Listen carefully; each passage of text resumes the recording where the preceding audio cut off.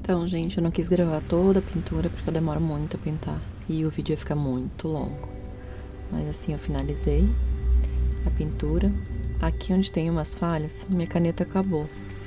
Mas você pode ver que aonde a gente pinta assim, ele não fica com marcas.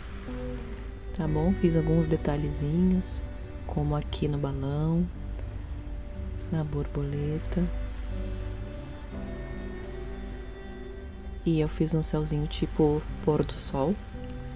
E também agora queria mostrar pra vocês que vocês podem usar essa canetinha branca aqui, a gel, da Jelly Roll. Ela é boa pra fazer alguns detalhezinhos, tá? Eu tinha todas as pontas, agora eu tô só com a 08. Eu gosto da ponta um pouquinho mais grossa, que essa aqui ela é meio chatinha pra fazer, pra sair a tinta, né? Mas essa aqui é legal pra fazer uns pontinhos de luz.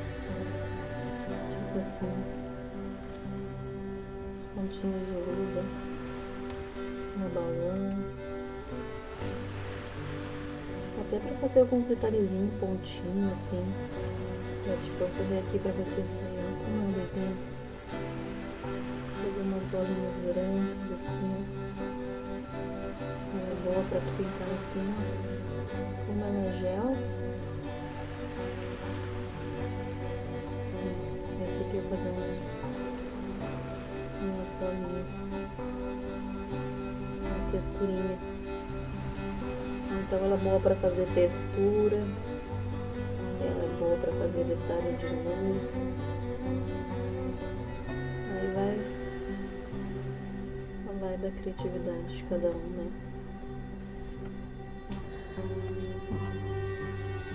Pontinho de luz. Aqui eu usei as bolinhas. E é isso, gente. Eu espero que vocês tenham gostado desse vídeo. Curte, compartilha. Botei mais uns detalhezinhos com a Jelly Roll branquinho. Esse balãozinho ali, fiz tipo uma rachura.